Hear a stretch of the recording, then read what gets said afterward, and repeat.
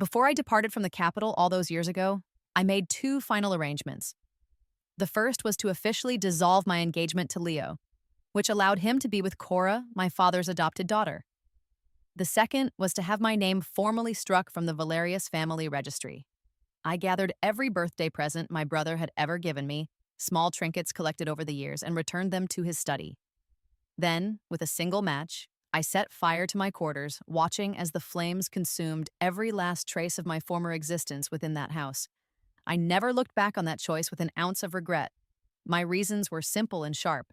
To secure his marriage to Kora, Leo had dramatically threatened to take his own life. And to defend Kora's supposed honor, my brother Marcus had forced me to kneel in the winter snow before the ancestral hall for 2 full days, a punishment that left me with a limp I carry to this day. 8 years later, I returned to the capital. Inevitably, our paths crossed at a fine jewelry shop. Kora, who had once been coddled and treated like a rare gem by our entire family, simply spoke my former name aloud in a moment of shock. For this small transgression, both men who had once adored her turned on her with sharp reprimands. "She is your sister. How can you show such disrespect? So petty. After all this time in this household, have you learned no manners at all?" The capital is a sprawling city, a maze of streets and people. I never imagined I would encounter Kora just 5 days after my return. It happened in a gold shop on the east side of the city, a place known for its exquisite craftsmanship. I had just finished inspecting a set of custom-made head ornaments, confirming the details of the design I myself had sketched and sent to the city for creation months ago. As I held them, I overheard a woman's voice behind me. "Ma'am, look at that. The headpiece that woman is holding is absolutely gorgeous. It's so magnificent. Princess Aurelia is certain to love it." It was a beautiful piece, I had to admit. It was fashioned from pure gold, intricately worked into the shape of blooming plum blossoms and inlaid with polished red agate. The design was my own, and it was deliberately extravagant. It was only natural that it would draw comments from others in the shop.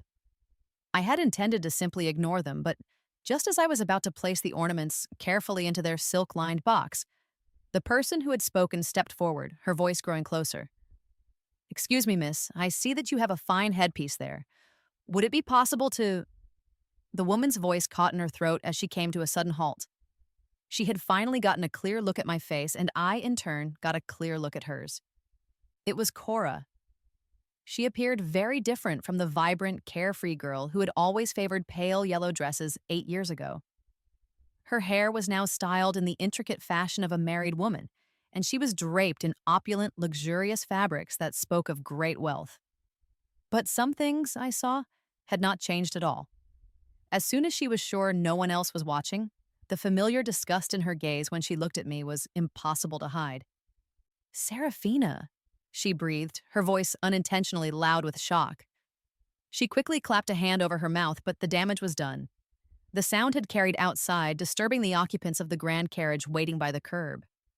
The carriage curtain was thrown open with a sharp thump, and the sound of urgent footsteps followed. The man who rushed out of the carriage and into the shop took one look at me, and his eyes instantly turned red with a storm of emotion. "Serafina," he choked out, "you're still alive." It was Leo, the son of the Minister of Rights, the man to whom I had been engaged at the age of 14. Just 6 months before our wedding was scheduled to take place, he had thrown a tantrum of epic proportions, refusing all food and threatening suicide, all while demanding to break off our engagement so he could marry my father's adopted daughter. She was called his adopted daughter, but in reality, she was my father's illegitimate child, a secret he had kept while raising her on the side. This was an open secret within our family, a fact we all knew, but never spoke of aloud. Unlike me, who was raised to be a proper lady, to manage the household finances, and to be cautious with every word and action, Kora was lively and spontaneous. She was a whirlwind of charm, always calling out affectionately to brother and daddy. She could make our stoic father burst out laughing with a single sentence, and with another, she could charm him out of any anger he might have felt. Our family didn't have many children, so when this beautiful, sweet-talking sister suddenly appeared in our lives, I was happy at first. But that simple happiness came to an abrupt and painful end during the Lantern Festival that year. I saw Leo chasing after her through the crowded streets, his voice desperate as he tried to soothe her after she'd lost a game. My dearest Kora, I promise I will win you that Lantern King next year. Please don't be angry. Didn't you say you wanted to fly a kite? When spring comes, I'll make one myself and take you out to the countryside. How does that sound? Leo was going to make her a kite himself. When had they become so close? A cold dread washed over me as I realized that all those delicate clay figurines and expensive jade hairpins that had been appearing in Cora's room were likely from him as well. For a long time after that, I couldn't stop thinking about it, trying to make sense of the shift that had occurred right under my nose. Finally, at the Minister of Rights' birthday banquet, I gathered my courage and asked Leo to join me in a secluded pavilion by the water, where I tried to broach the subject indirectly. Leo, I began carefully, I've heard that you and Kora have been getting quite close lately.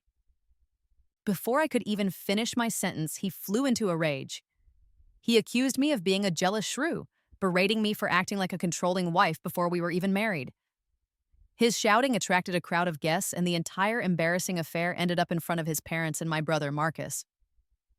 That day, right there in front of his parents, he held a dagger to his own throat. "The one I love is Kora," he declared, his voice ringing with desperate conviction. "I will only ever marry her, and I will be with her and her alone for the rest of my life. If you force me to marry Serafina, I would rather die." Then, he turned his wild eyes on me. "Serafina, are you going to break this engagement or not? Do you want to drive me and your sister to our deaths? Is that what will finally make you happy?" Drive him? I hadn't said more than a handful of words. How was I driving him to do anything? I never imagined he would make things so public and so ugly, or that he would follow through with a hunger strike to force the annulment, making our family the laughingstock of the entire capital. After days of heartbreak and tears, I finally gave in and sent him the official annulment papers. Life became incredibly difficult for me after that. My brother Marcus, disappointed and angry, sent me away to our family's remote country estate, where I almost didn't survive the harsh conditions. It wasn't until I received a cryptic letter months later, asking a single question, "Are you willing to leave the capital?" that my new life finally began. For 8 long years, I never heard the name Serafina Valerius again. "You have the wrong person," I said flatly, not wanting to get dragged back into their drama. I signaled for my maid, Pippa, to take the box containing the headpiece, and I turned to walk away. I had only taken 2 steps before a hand grabbed my wrist, stopping me. I frowned and turned back to face him. Leo's eyes were still red-rimmed, and he stared at me with an intensity that was almost obsessive. "I don't believe you," he said, his voice low and insistent. "I would never mistake you for someone else. You are Serafina, Serafina." Come to think of it, this was the first time I'd ever heard him call me by my given name so intimately. Before, it was always the formal Miss Valerius, or my full name, Serafina Valerius. Although my brother had arranged my engagement to Leo, there was a time when I had genuinely harbored feelings for him. After all, he would send me exquisite, expensive gifts for my birthdays. He would even defend me when Marcus was lecturing me for some minor infraction, saying, "Marcus, Serafina is already so well-read and courteous. Isn't it a bit too strict to demand she be so cautious all the time? Don't listen to your brother. You're going to marry me anyway, and my family doesn't have all these suffocating rules." But I later learned the truth behind his supposed kindness. Those exquisite gifts were just items he had casually told his steward to procure and send over. And besides Miss Valerius, there was also a Miss Wang and a Miss Lee receiving similar tokens of his affection. Only Kora was different. For her, there were handmade kites and wooden rabbits he carved himself. The way he so intimately called her Kora set her apart. She was the exception to his every rule. Everything he did for her was thoughtful and personal. And yet, here he was today, calling me Serafina with that same tone of affection. The nickname, coming from him, made my skin crawl. I instinctively took a step back, pulling my arm free from his grasp. My maid Pippa, though still young, was fiercely protective of me. She immediately stepped in front of me, shielding me like a mother hen as she guided me toward the door.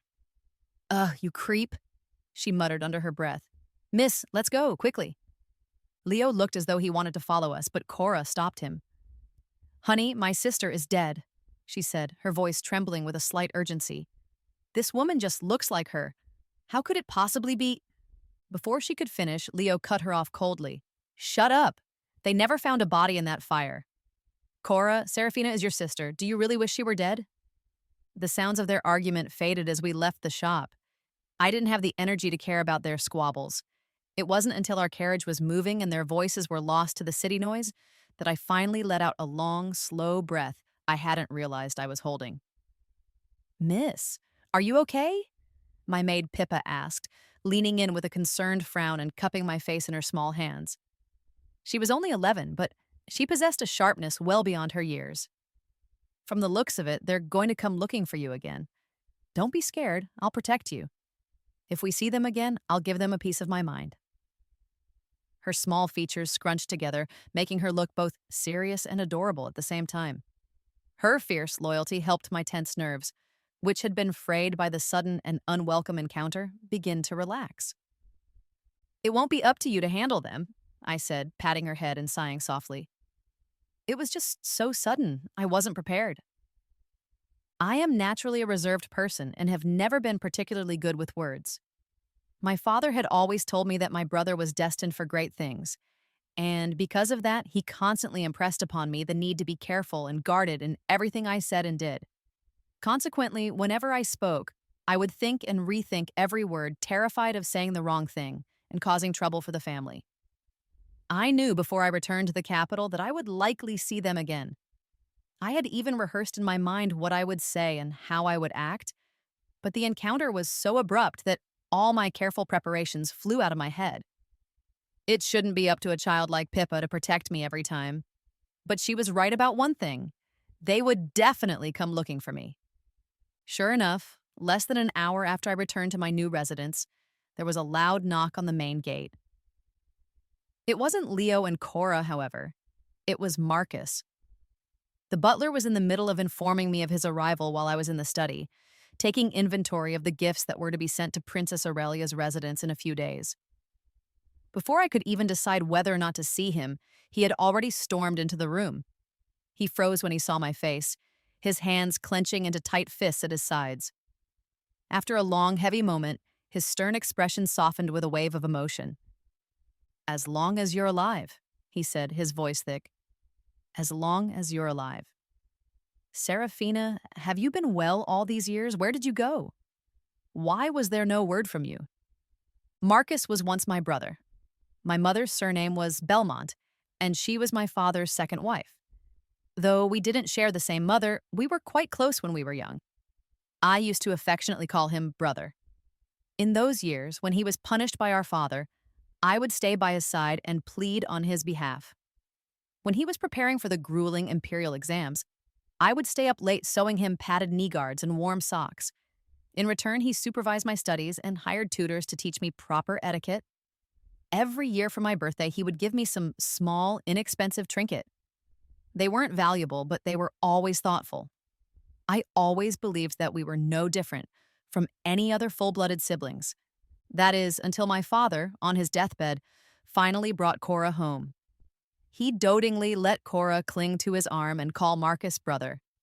He let her run wild in the house, had the latest fashions from the best tailors made for her, and bought her the most exquisite dangling hairpins money could buy.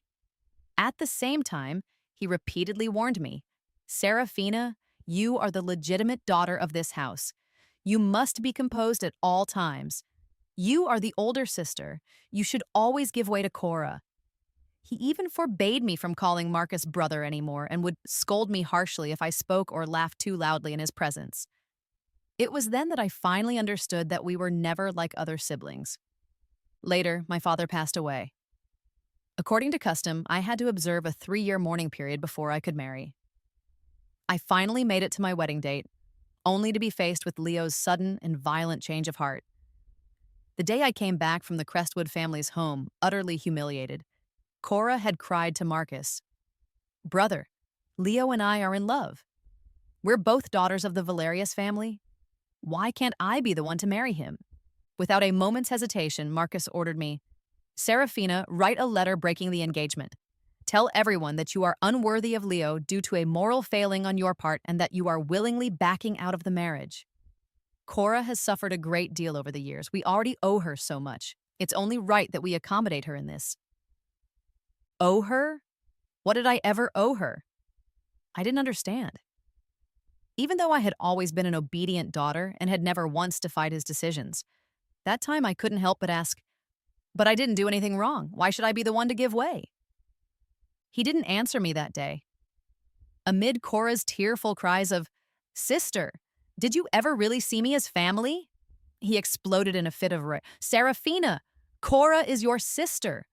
How can you be so aggressive and selfish over a simple engagement?" He punished me by making me kneel outside the ancestral hall on the cold stone ground. He said I could get up only when I had thought things through and was willing to write the letter as he instructed.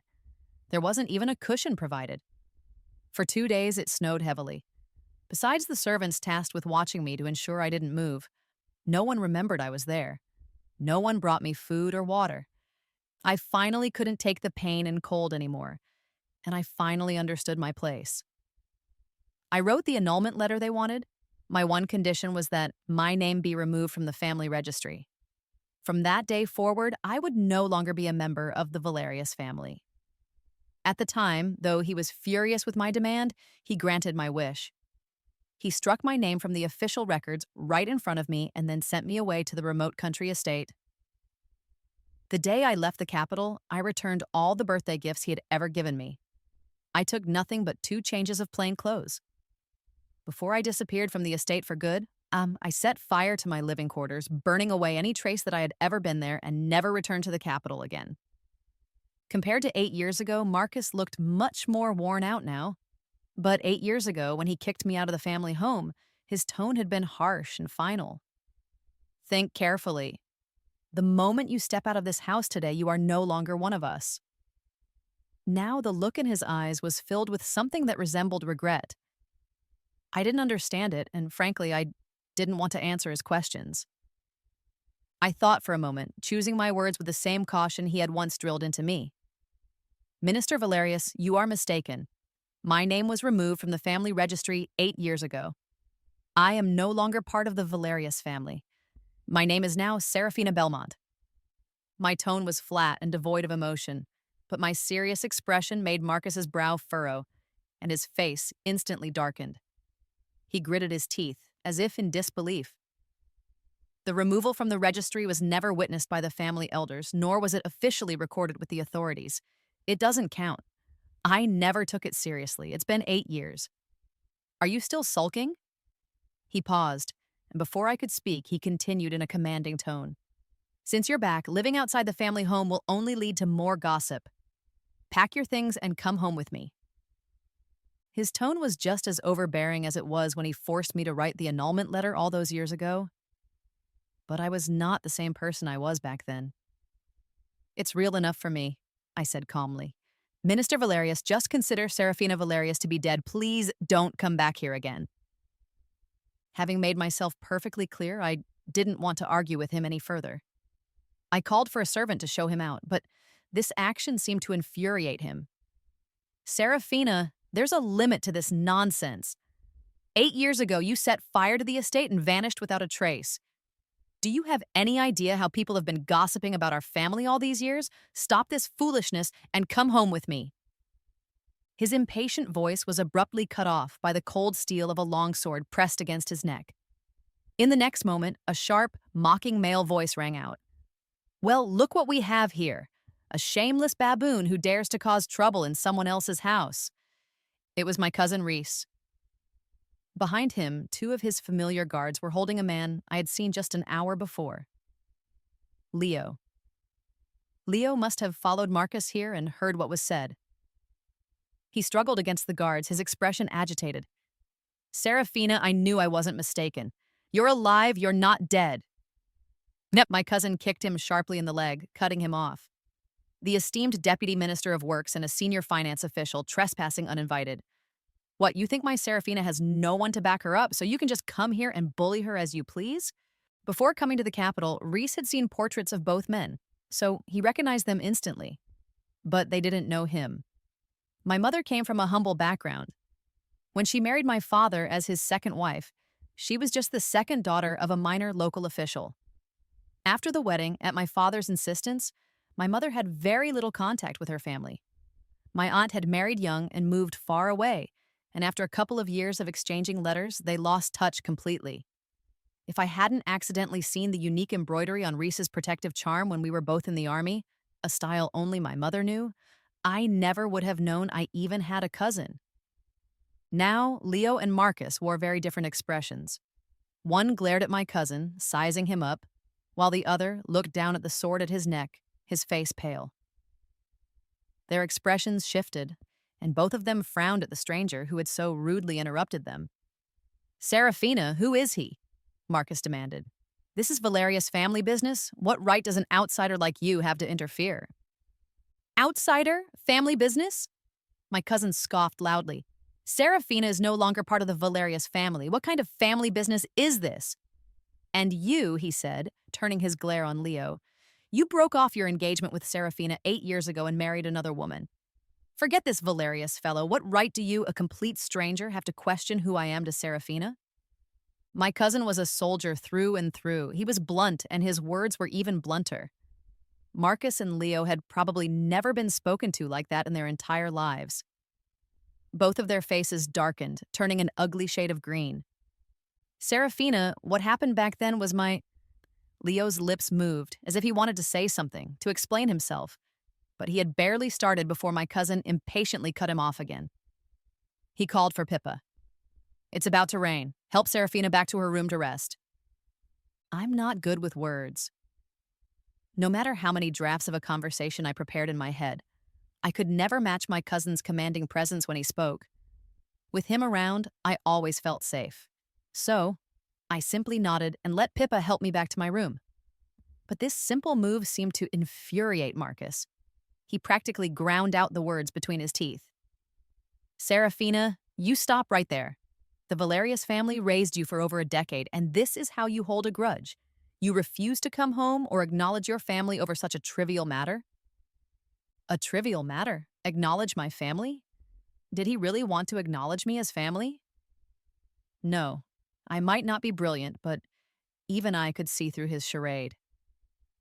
"Marcus," I said, my voice steady, "you're just worried that I'll affect your career and the Valerius family's reputation, now that your promotion is imminent. Why bother putting on such a show?" Without bothering to look at their expressions, I let Pippa guide me away. My cousin was right. The sky, which had seemed clear just a short while ago, had turned dark and heavy within half an hour. By the time he finished dealing with the two men and came over to my wing of the house, the rain had just started to fall. Pippa had also just finished steaming a packet of mugwort herbs to soothe my aching knees. I was gently massaging my calf when I looked up and saw my cousin walk in, frowning. "I heard you ran into Leo while you were out picking up the headpiece," he said, his voice gruff. "Your leg is bad. Why did you have to go yourself?" He took the herbal packet from Pippa and expertly applied it to my knee, his touch surprisingly gentle. "Don't worry, I've sent those two packing." With him here, I wasn't afraid. A small smile touched my lips as I replied slowly, "It's a gift for Princess Aurelia. I couldn't trust anyone else with it." "What about you, cousin? Weren't you supposed to arrive in the capital in a few days? How did you get back so early today?" He was returning to the capital under secret orders from the emperor to receive a new title and needed to organize his troops before traveling with the other soldiers. I had set out half a month earlier than him. By rights, he should have been another week or so away. But he didn't explain, just pouted and grumbled playfully. Cousin, A few days later, and my sweet, lovely sister would be calling someone else brother. Some people, despite their questionable character, have probably heard brother so many times they're sick of it. But poor me, I've never had a sister to call me that.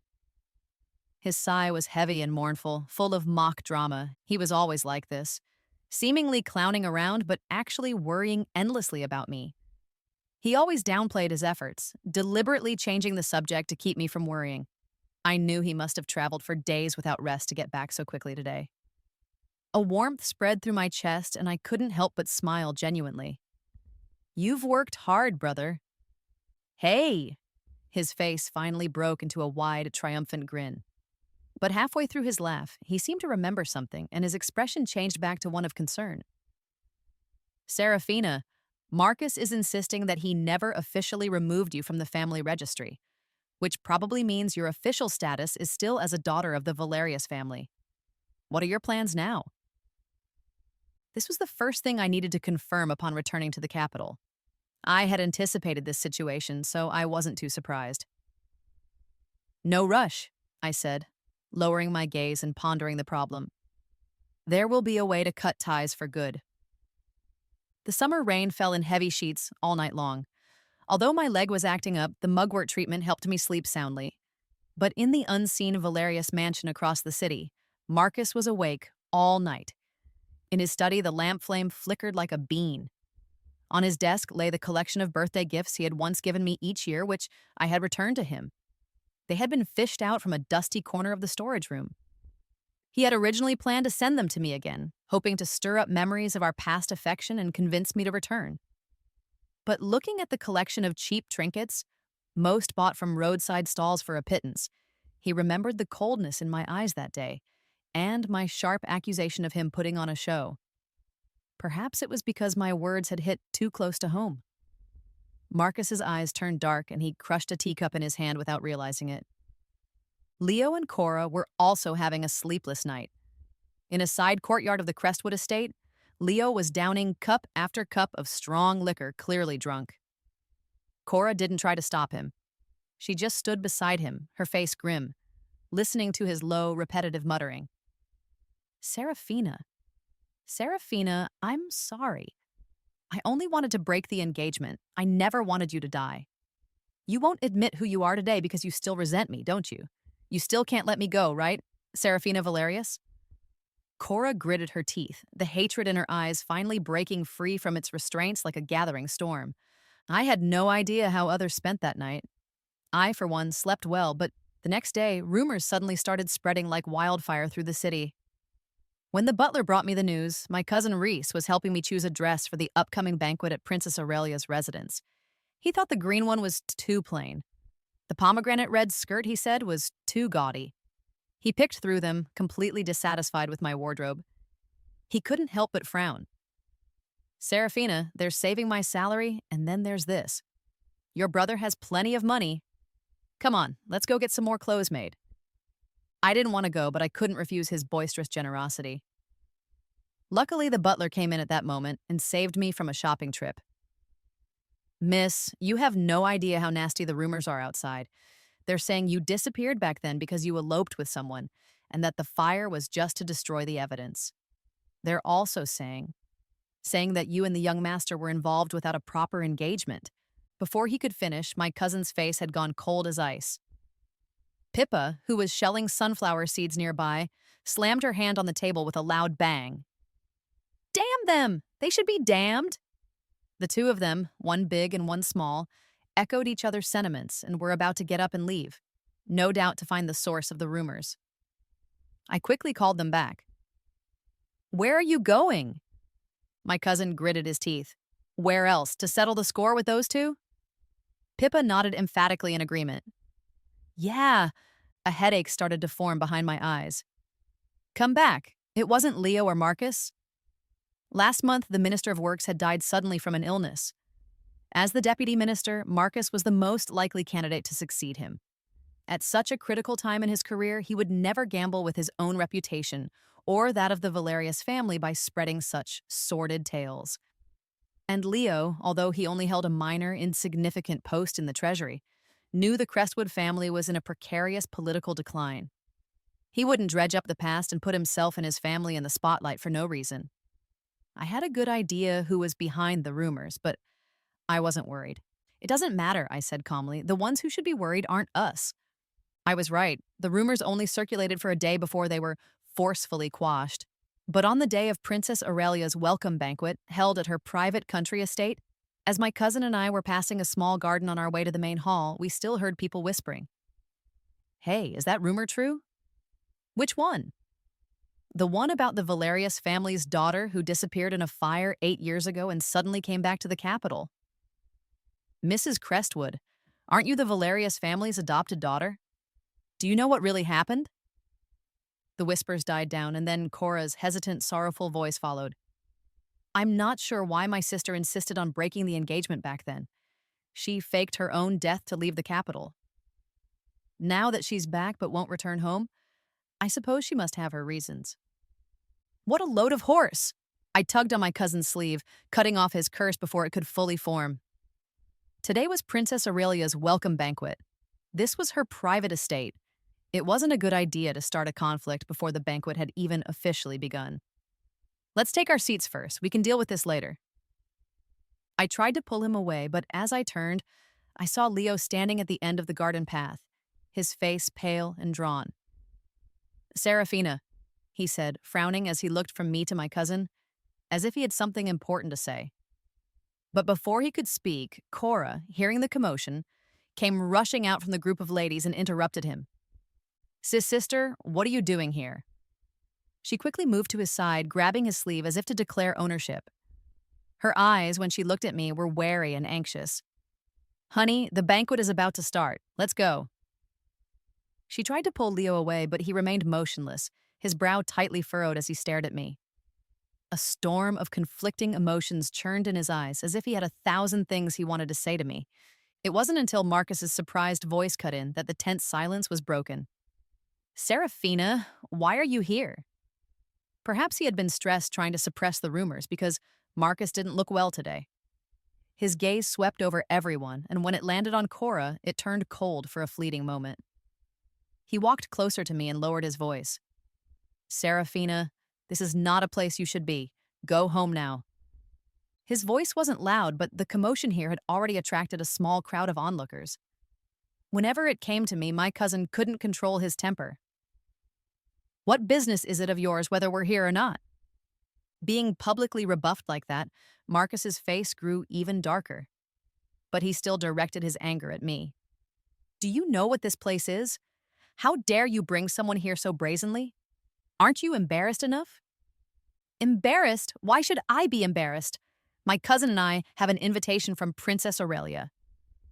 The moment I pulled the formal invitation from my sleeve, the crowd erupted in a wave of murmurs. Cousins?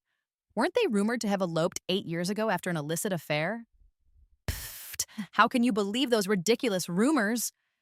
Amid the chatter, Leo's eyes suddenly lit up with a strange light.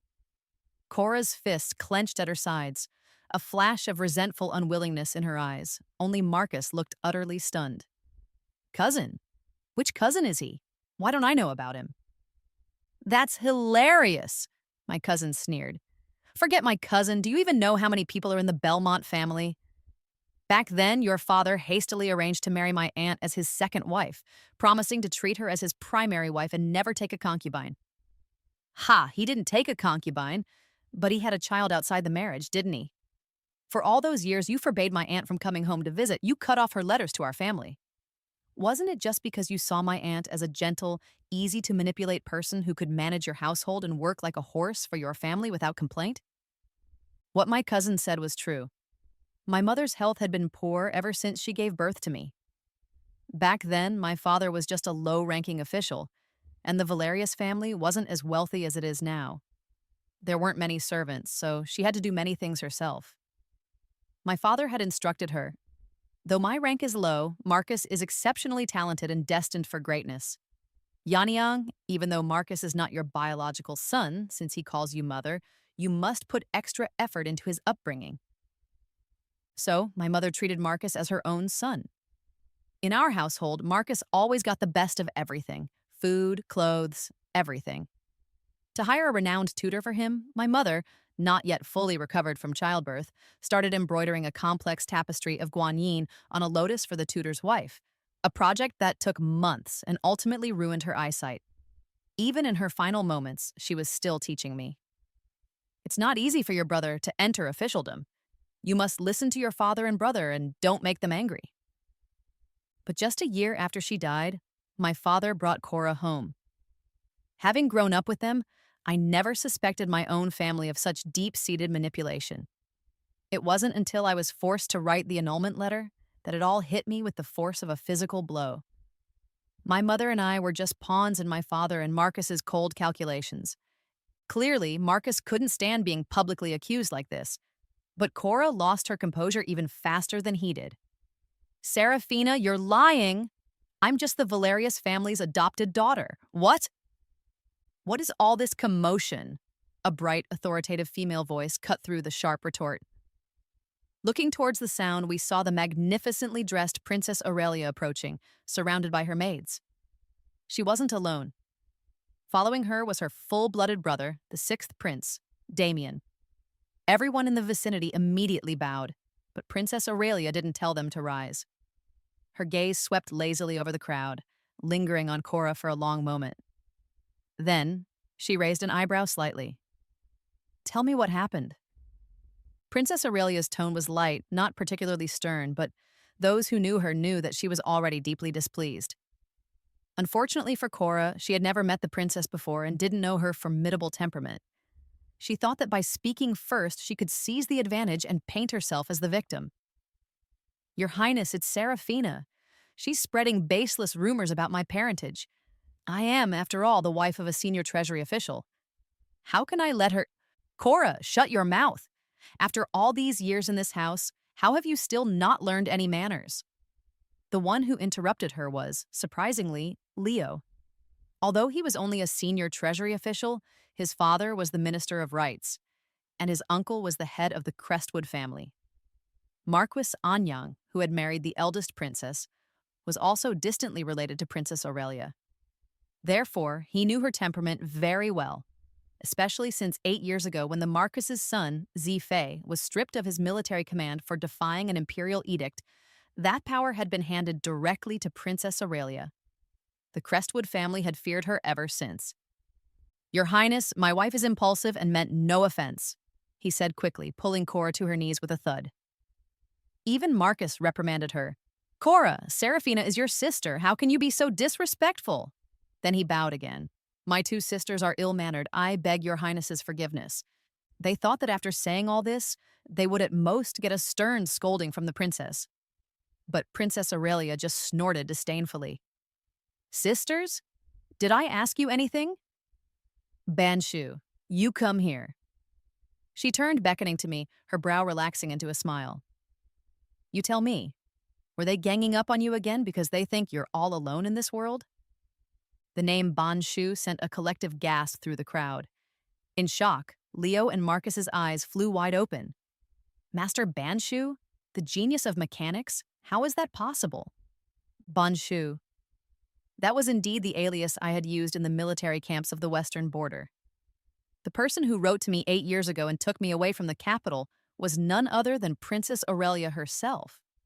That year, after angering Marcus, he had sent me to the desolate country estate. My leg, badly injured from kneeling in the snow for so long, received no medical treatment.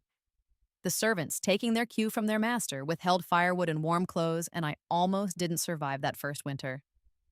Fortunately, just as I was on the verge of death, Princess Aurelia arrived with her people. At the time, Marcus's rank was not high.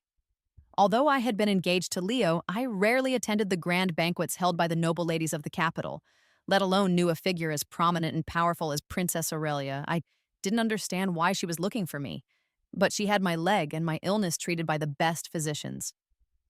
She told me, 6 months ago you drew a design for a lightweight composite bow for Zhaoying Crestwood. I saw it and it was very interesting.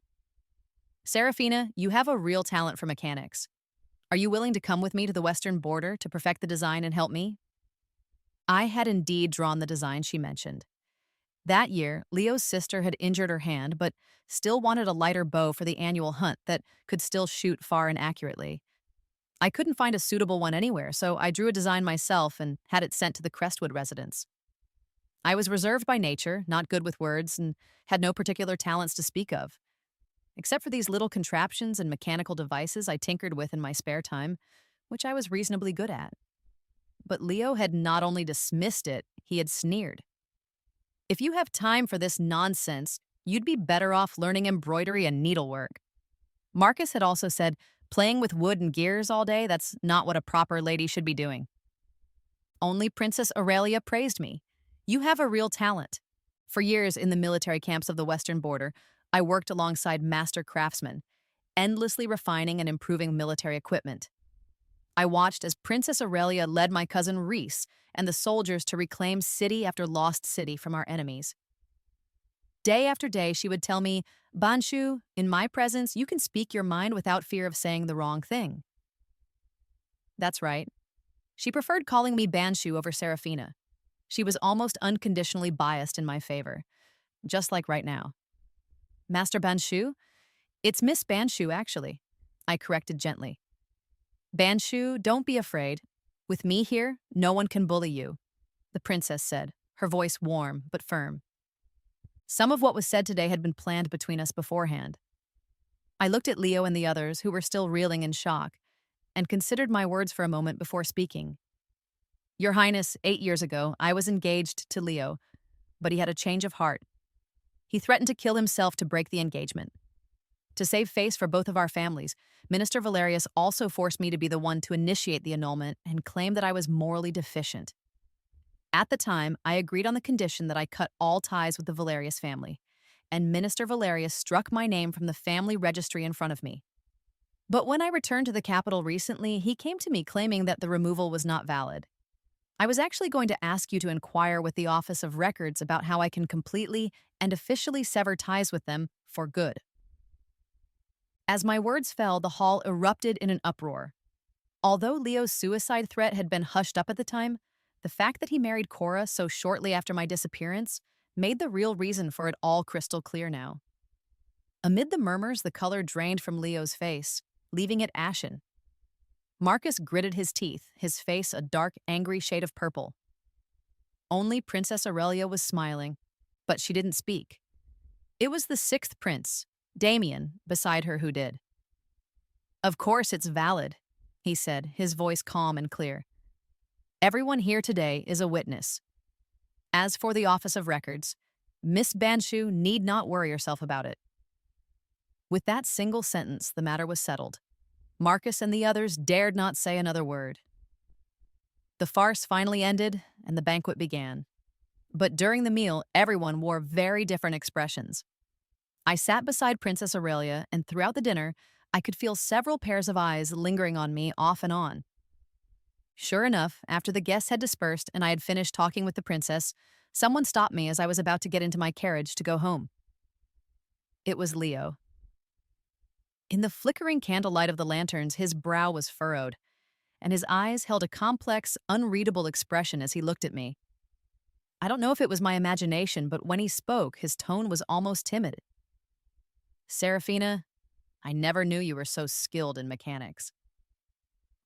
Of course he didn't know. In the past, he seemed to find me utterly boring. Even when he was drunk and complaining to his friends, he'd say, Serafina? She has no other strengths, only a gentle temperament. But there are countless gentle women in the capital. There's nothing special about her. Her adopted sister, on the other hand, is so bright and lively. He clearly thought I was nothing special. So why was he seeking me out time and time again, wearing such a pained expression? I didn't understand, and I had no intention of trying to understand. I tried to walk around him to get into my carriage, but he blocked my path again, his voice trembling slightly. Serafina, you still resent me, don't you? The other day you refused to admit who you were. Was it because you're still angry about me breaking the engagement? It was a tricky question. If I said I resented him, it would imply that I was still hung up on the past, that I couldn't let him go. But if I said I didn't, that would be a lie. So I thought for a moment and chose my words carefully. What if I blame you for what happened back then? And what if I don't? What is the point of you asking me this question 8 years later? Tonight my cousin had to leave the banquet early on official business. Before he left, he warned me to be careful and not to get entangled with Leo and Marcus. I felt the same way. Leo, I think you should understand that the moment you decided to break our engagement, we were over. If you have any self-awareness, you shouldn't be stopping me here today. Watching the color drain completely from Leo's face, I thought he finally understood. I was about to walk past him again, but he suddenly became agitated. I looked for you, Serafina. I looked for you. He took a step forward, his gaze complex, his eyes as dark as ink. Back then, I just wanted to break the engagement. I never wanted to hurt you. When I heard the Valerius estate had burned down, I rushed there immediately, but I couldn't find anything. Serafina, I regret it. I've regretted it for a long time. Can you forgive me? If you can forgive me, I'll do anything. Even, even divorce Kora. I felt sick to my stomach. Although he had stopped me several times since my return and I had a vague idea of his motives, hearing him say it out loud filled me with a powerful wave of disgust. I started to regret my decision to leave alone. I shouldn't have refused Princess Aurelia's offer to have someone escort me home. Otherwise, I wouldn't be standing here now, too shocked by his audacity to even think of a single sharp retort. All I could manage to mutter was, "You're sick, you're insane." Serafina, Miss Serafina, a warm, calm male voice interrupted Leo. Looking toward the sound, I saw the sixth prince, Damien, walking out of the gate, acting as if we were old friends. Perfect timing.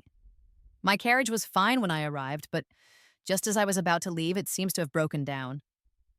Might I trouble you to give me a ride? With the sixth prince making a request, Leo naturally didn't dare to object. He could only watch, fuming in silence, as the prince got into my carriage. It wasn't until Leo's figure was completely out of sight that I finally let out a sigh of relief. I whispered, "Thank you, Your Highness, for helping me out today." Hearing this, the sixth prince sat up straight, the tips of his ears gradually turning a faint shade of red. "I didn't mean to eavesdrop. Please forgive me, miss." So he had been standing at the door for a while and had heard everything. "It's all right," I said, shaking my head. The carriage was reasonably spacious, but the enclosed space suddenly felt confining. Suddenly, sharing it with someone, especially a member of the royal family, made me, a person not skilled in casual conversation, feel a bit awkward. After saying that, I lowered my eyes and fell silent. The sixth prince didn't seem to be a social butterfly either. I was silent, and he was silent. The atmosphere remained quiet. It wasn't until the wheels had been rumbling along the stone streets for a good quarter of an hour that I heard him clear his throat softly. Leo said he regretted it. Will you forgive him, miss? The question was so sudden and direct that I was a bit surprised and couldn't help but look up at him. The red on his ears had deepened, but his brow was slightly furrowed, and his gaze was incredibly serious. He didn't seem to be asking casually. Forgive him? Princess Aurelia had asked me the same question before I returned to the capital. She had said, Serafina, to men, the one they can't have is always the best. Once they have her, a priceless cloud in the sky instantly becomes mud on the ground. When you return to the capital, your status will be completely different. For whatever reason, Leo will definitely try to get back with you. When that happens, will your heart soften? Will you go back to him? Have you thought about what you will do? When I first heard this, I thought it was absurd. After all, Leo was the one who threatened to kill himself to break the engagement. He was the one who thought I had no redeeming qualities. I had seen with my own eyes how much he loved Kora. How could he possibly regret it? But her words had come true. Go back? Absolutely not, I said firmly. After all, why would I ever go back to pick up something I've already thrown into a swamp? As I spoke, the carriage came to a stop. Without my realizing it, we had arrived at my front door. I instructed the driver to take the sixth prince back to the palace, thanked him again, and got out of the carriage. However, just as I was about to enter my residence, I heard him call out again. Miss Serafina! I turned at the sound. The carriage curtain was lifted slightly from the inside, revealing the sixth prince's face, as serene as the moon on water.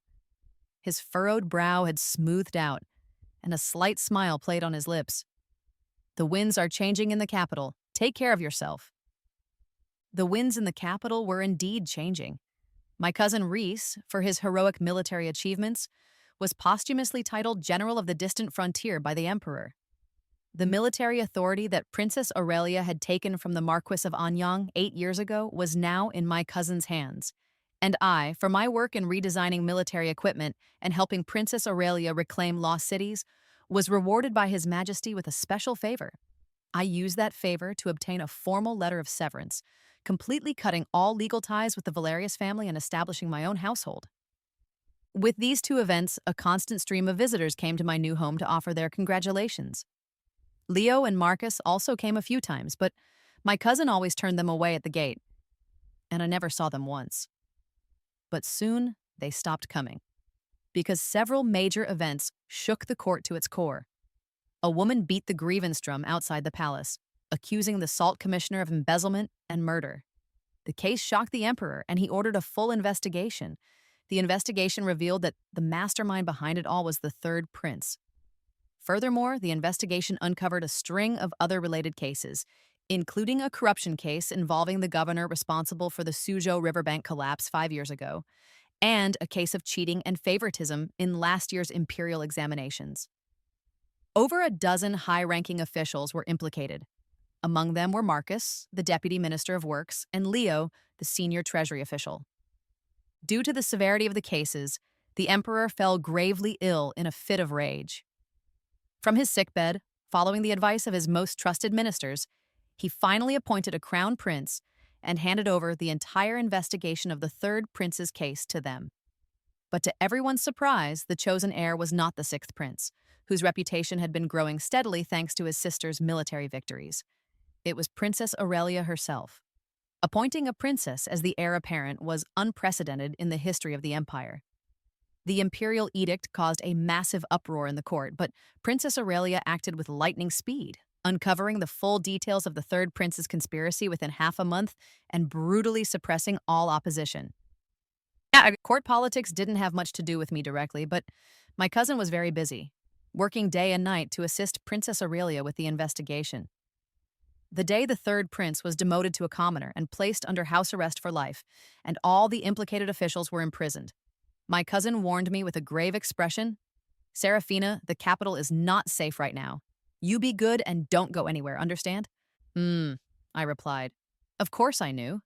But even if I didn't go out, trouble could still find me. Because that very night, the third prince colluded with a faction of the palace guards and staged a rebellion. And the first thing the rebels did upon entering the city was to have Kora lead a small squad of men to storm my residence.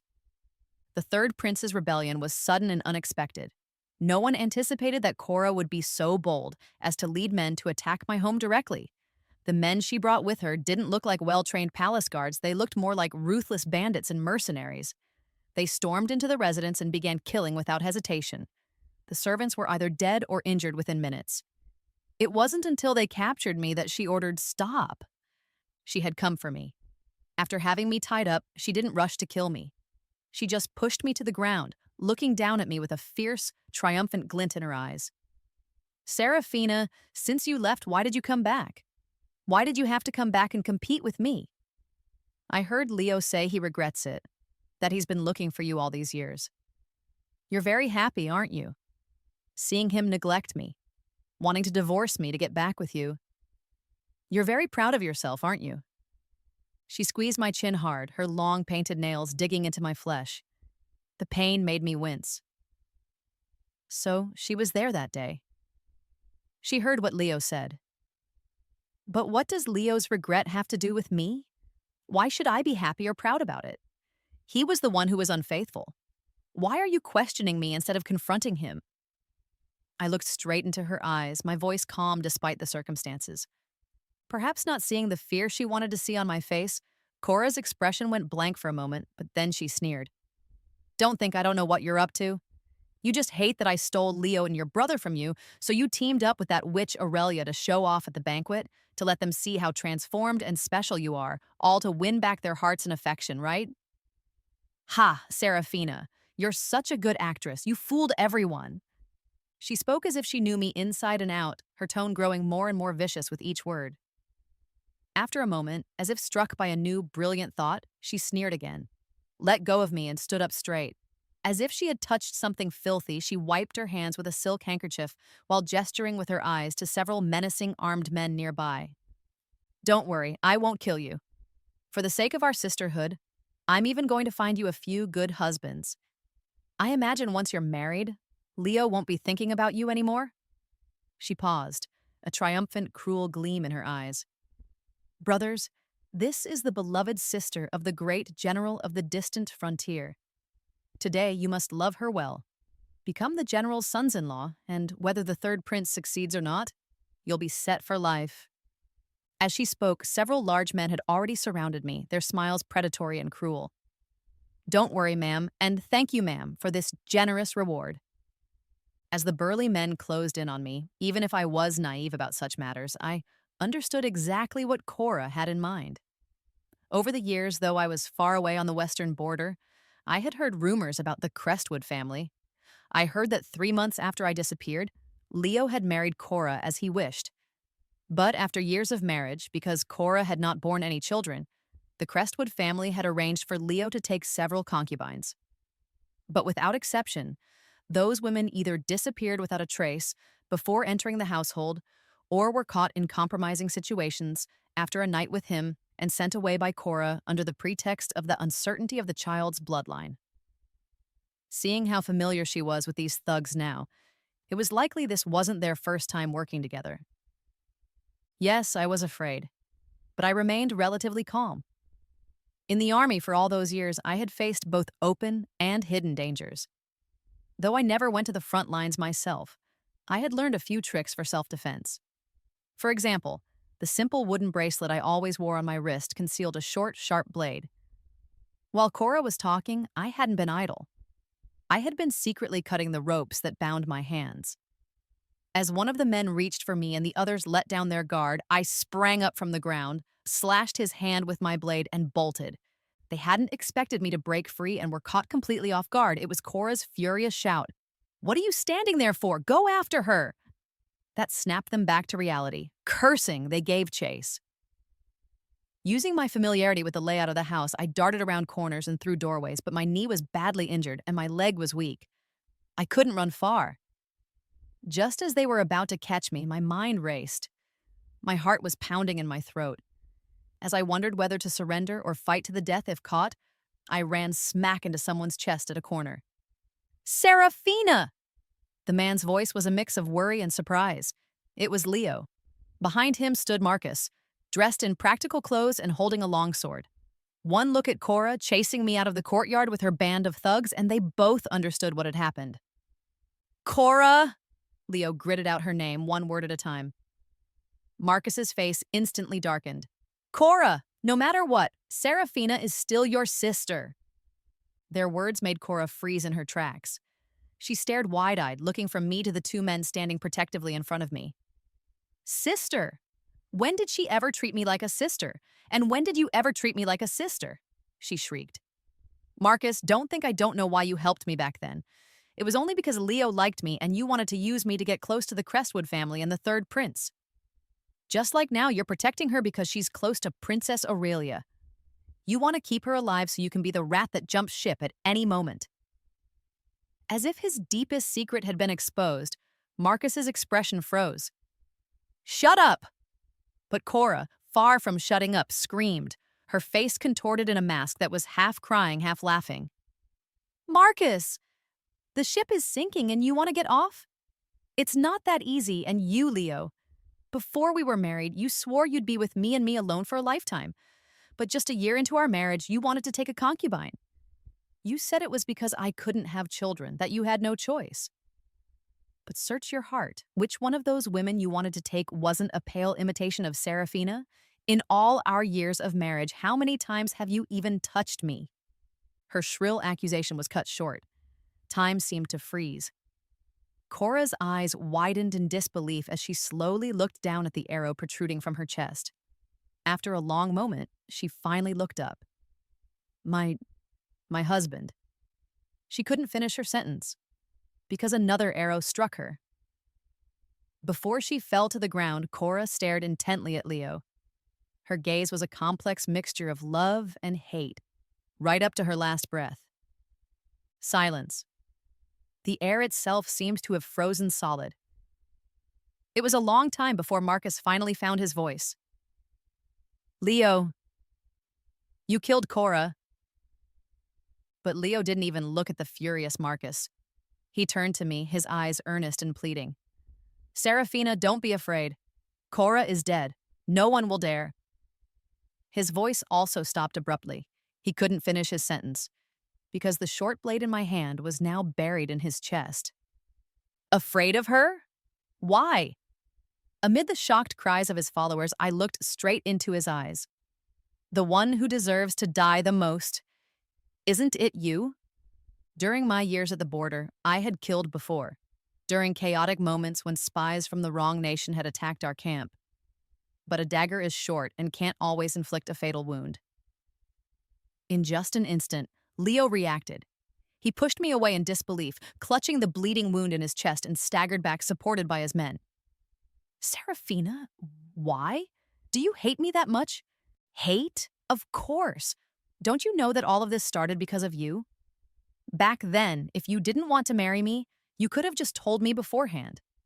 It's not like I had to marry you, but you chose to do it in the most extreme, public way possible, leaving me with no dignity at all. I held the short blade in front of me defensively, my voice perfectly calm. When you broke our engagement for Kora, I was resentful, yes. But mostly, I just lamented how love is beyond one's control and how it just so happened that I wasn't the one in your heart. But now, I'm only thankful.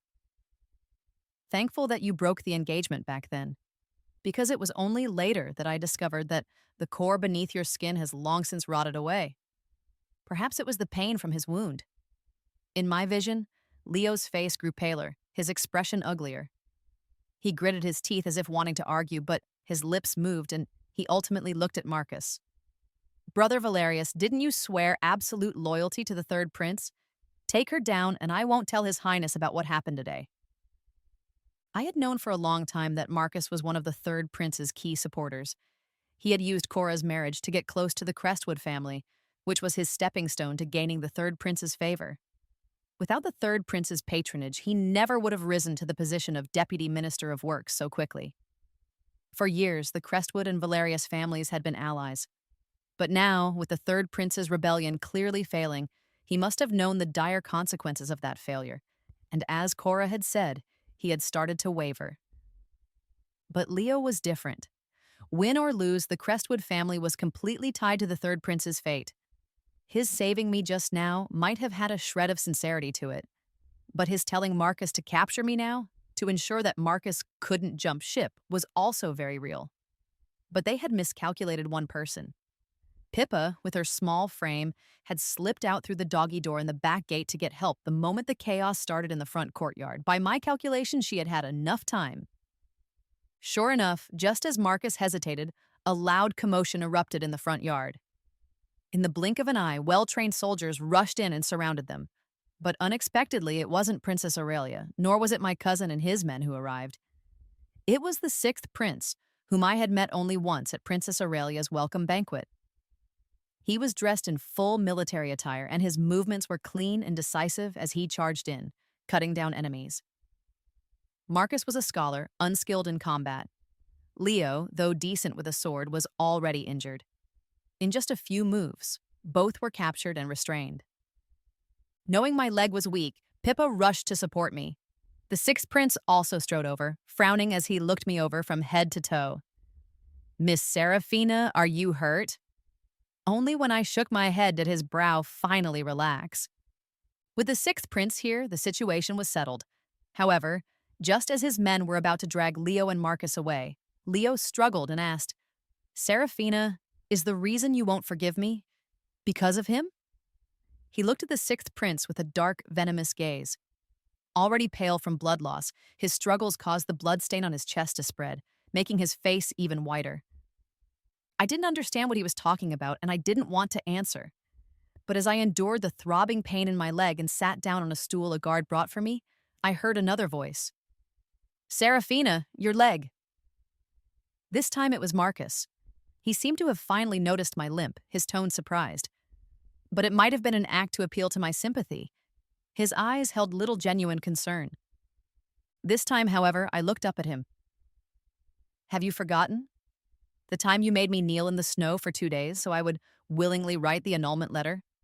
For the past 8 years, whenever it's damp or windy, my knees ache so much I can't walk. And after standing for too long or running, I become like this, half a cripple." I couldn't quite decipher Marcus's expression. There was shock, surprise. It was too complicated, and I didn't want to delve into it. But Kora was right about one thing.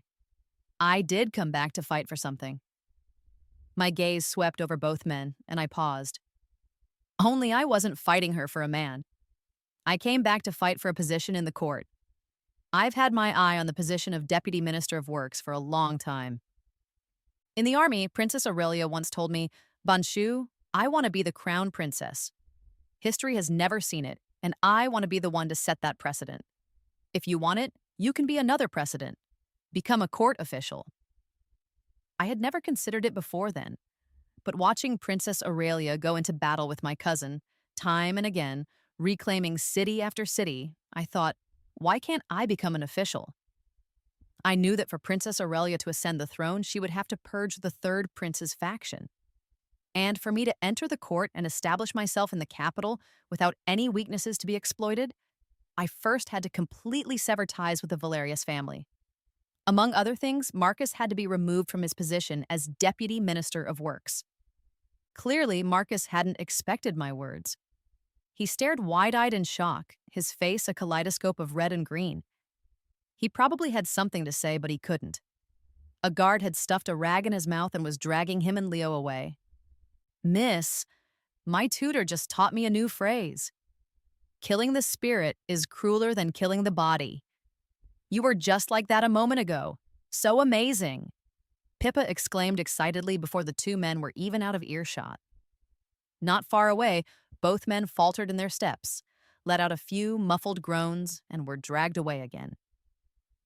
"My dear Pippa, perhaps your words are the ones that kill the spirit." Pippa, ever innocent, didn't reply. It was the sixth prince who, in my peripheral vision, took a few steps closer. Though I didn't know why Pippa had sought him out for help, he had saved me, and I needed to thank him properly. I gathered my thoughts, looked up at the sixth prince's slightly furrowed brow, and stood up to bow. But before I could speak, he interrupted. "Leo was right. I do have feelings for you. Miss Serafina, you probably don't remember, but I saw you 8 years ago at the Lantern Festival at the Moonview Tower. You solved all the riddles and won the Lantern King. I asked you for it, and I never thought you would actually give it to me." I didn't quite catch the rest of his words. Looking at the sixth prince, his expression earnest, his fists clenched at his sides as if he'd rehearsed this speech 1,000 times, it felt like a clap of thunder had suddenly exploded in my ears. The Lantern King, I vaguely remembered. That year at the Lantern Festival, I had heard that Leo wanted the Lantern King from Moonview Tower, so I went there alone in disguise. I sat in a private room, solved all the riddles, and won the prized lantern. I had planned to send it to the Crestwood residence to surprise Leo. But then I saw him on the street, fawning over Kora. I've forgotten what I felt at that moment. I vaguely recall the biting wind and someone coming up to speak to me. "Miss, I heard this year's Lantern King was made by the great Master Jin of Runan. I have admired him for a long time and would be willing to pay 1,000 gold pieces for it. Would you be willing to part with it?" How did I reply? Oh, I think I said, "No need, you can have it." Then I walked back to the Valerius mansion in a daze. With everything that happened during that tumultuous time, I was exhausted physically and mentally. I never once thought about the Lantern King I had so casually given away. So it was the sixth prince who had asked for it. A coincidence? It didn't seem like it. My mind was a mess, and I hadn't had time to sort it all out. The sixth prince's voice sounded in my ear again. "You don't need to feel burdened, nor do you need to give me an answer now. I saw your designs back then, and I've watched how you've navigated the past 8 years. I believe that a good marriage should only be the icing on the cake, not the cake itself." He seemed very nervous. He rushed through his words, finally taking a deep breath. His brow relaxed and his voice softened. "Miss, I know you are a soaring eagle. 8 years ago, I didn't try to influence your decision or clip your wings. I asked my sister to take you away. I'm not asking for your answer now, either. I just felt that you should know how I feel. That's all." What did he mean? Was he the one who wrote me the letter 8 years ago? I couldn't figure it out. Looking at the man before me, his eyes gentle, his expression sincere, I found myself muttering, I. I wanted to ask if he was the one who wrote to me. I wanted to ask why he saw me as a soaring eagle back then. But before I could ask, my cousin burst in like a gust of wind. Outside, the rebellion must have been suppressed. There was a look of pure joy on my cousin's face. Your Highness, the Emperor has issued the Edict of Abdication. Princess Aurelia wants you back at the palace immediately. Then he looked at me. Serafina, Princess Aurelia asked me to give you a message. She wants me to ask you, are you ready? Am I ready? That's what Princess Aurelia had asked me at the welcome banquet. She had said, Banshu, everyone in the capital laughs at me, calling me the mad dog of the court. Well, this mad dog is about to sit on the throne. Are you ready to start a new era with me? Remembering Princess Aurelia's words, watching the sixth prince's hastily departing figure, my heart began to race with a new kind of excitement. Oh well, there's always tomorrow. A new vast world for my cousin, for the new empress, and for me was just beginning to unfold. There was no rush.